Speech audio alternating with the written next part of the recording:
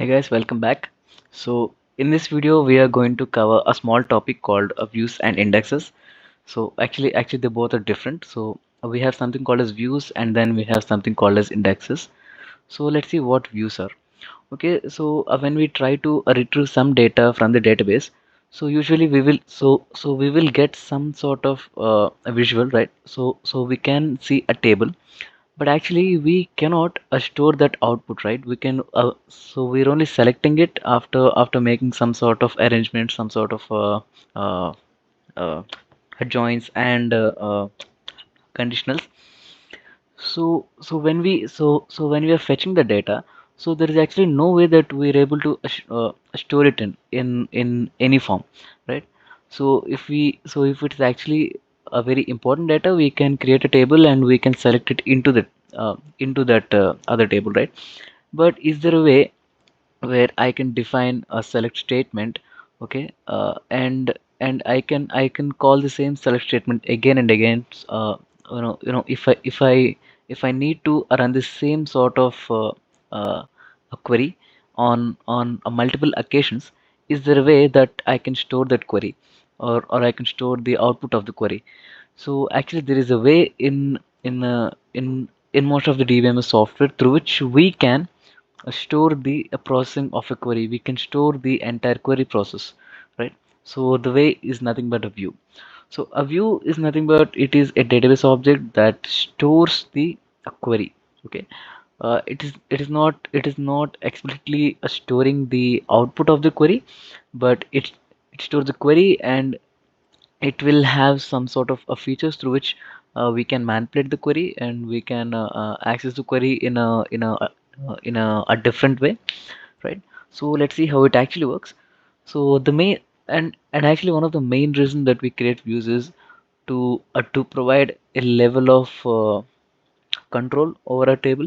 So if we don't want to show the entire records, so if we don't want the entire table to be visible, if you only want to show a certain level of rows, only a certain level of columns, so you can make that filtering on the table and create a view, and then you can show the view to whoever you want to show that, right? So let's see, here we have two tables, right? Here we have a table A and then we have table B. So we have table A and a table B, right? So in these two tables, so it is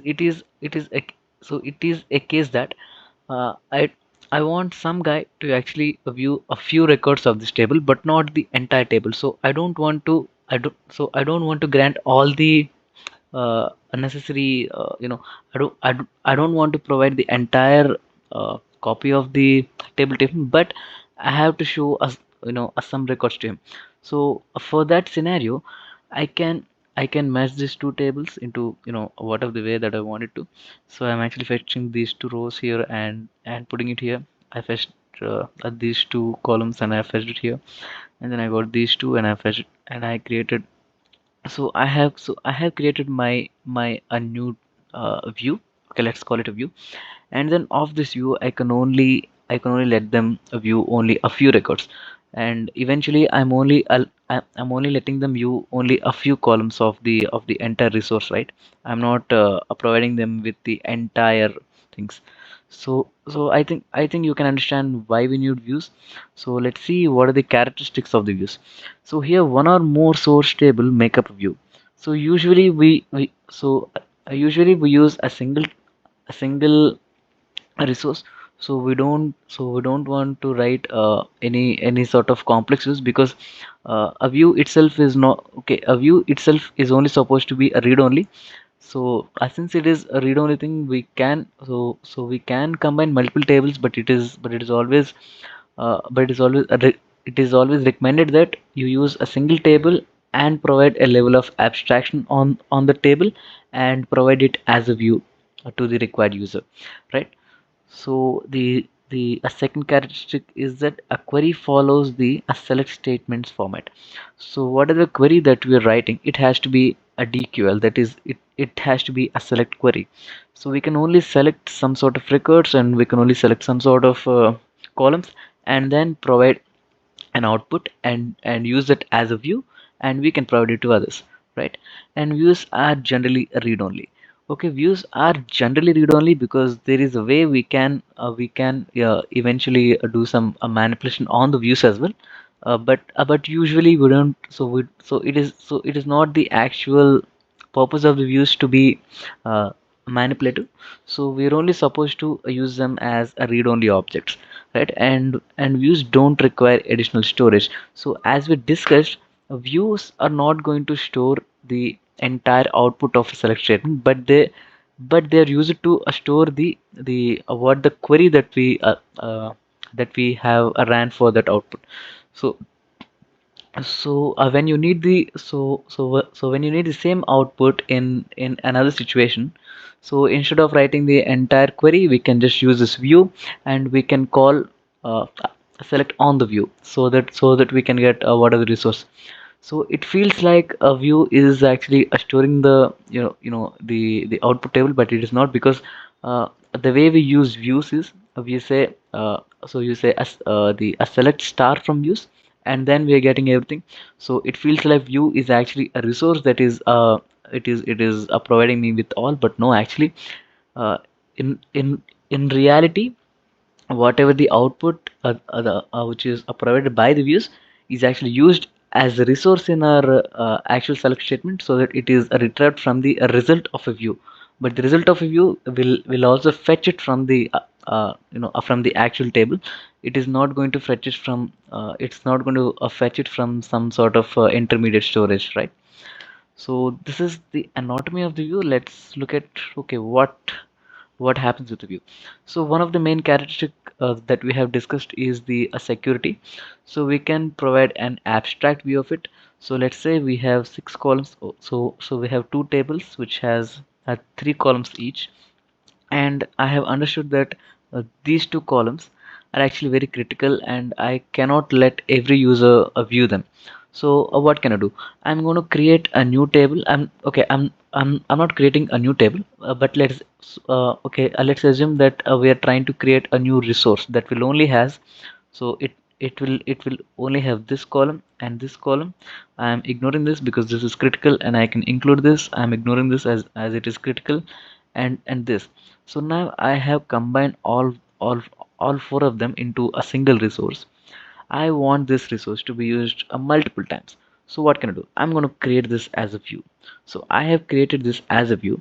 By creating this as a view, I'm only allowing the user to see only the read only things. Okay, which he was which he was supposed to view, as well as I'm actually making it available to be called multiple times.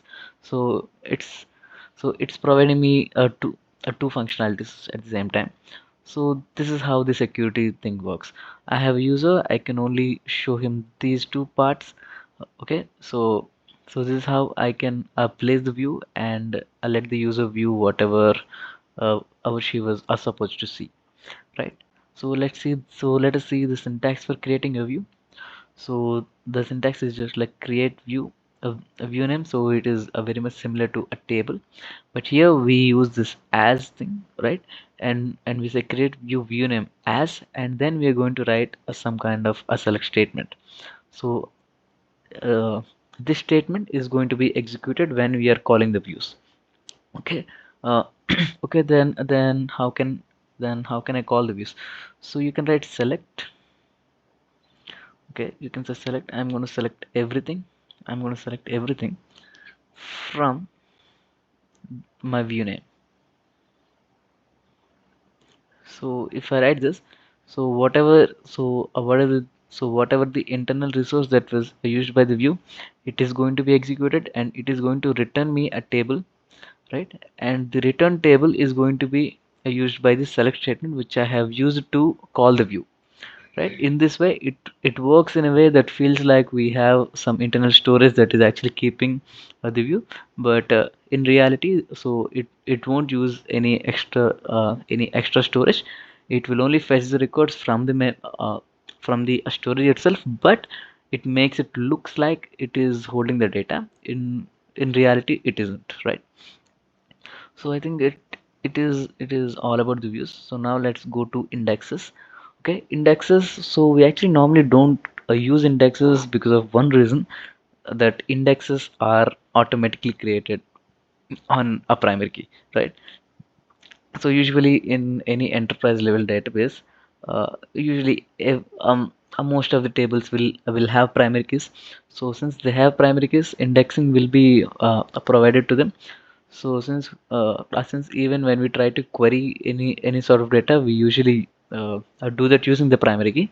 So we don't explicitly use the indexing on it. But let's see how it actually works internally. And actually, there is a way we can create indexes in our program. Okay, let's see what SQL indexes are.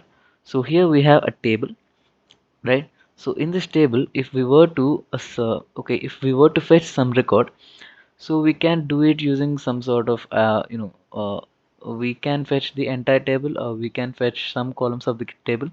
But anyway, if we were to fetch it faster, so we can use something called as an indexing table, right? So using this indexing table, i I can do some sort of searching on it about the rows. If I want to know where this d exists, I can go to the index, and it will uh, take me to that record so that I can fetch it faster. So it actually it improves the internal fetching quality, and it will make it okay, it will make it easier for the extraction, right? Okay, let's see actually. Okay, so we have seen that there will be an index, so it is going to help us quickly identify the resource. Then how do we create such an index? Is it just a table? No, because if it is just a table, it is going to occupy the same amount of memory as a single column of the table. So we are not supposed to use so much memory on something that was supposed to be efficient and faster. So we use a data structure for creating indexes. So this is okay. So this is a very scary data structure. It is called as B trees.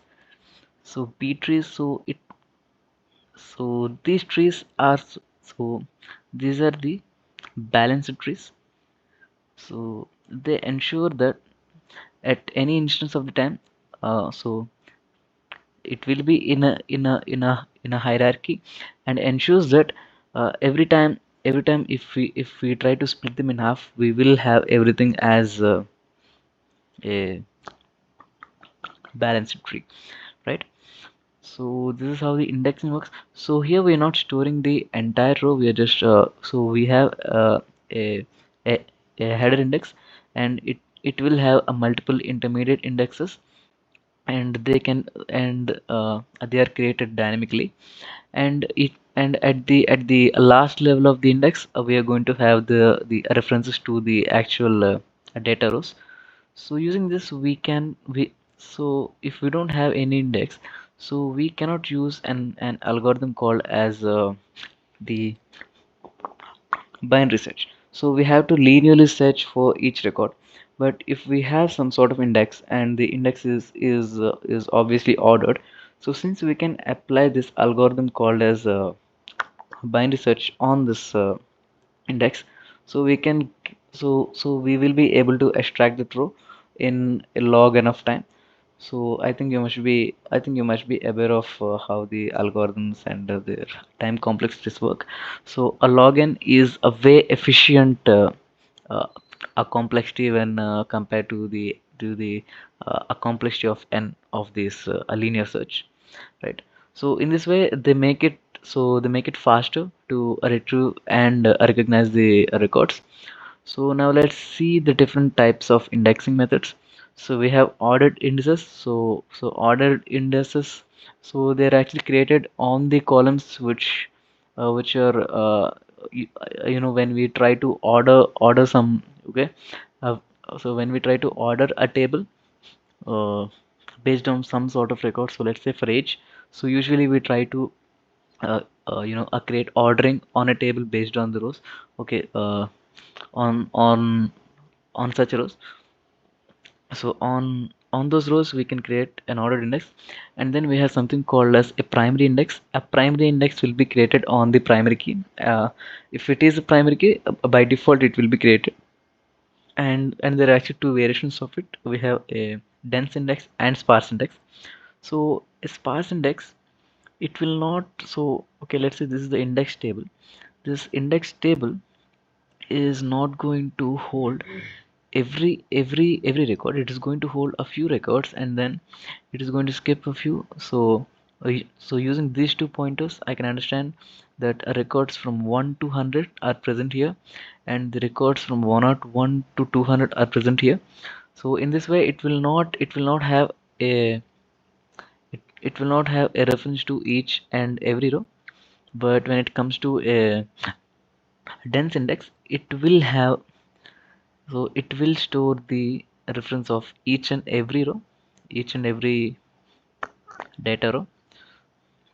So there are actually different use cases why we need to create a sparse index and when we are supposed to create a dense index.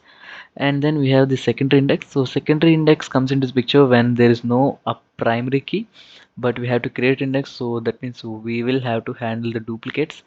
So to handle duplicates, we have the clustering index and secondary index.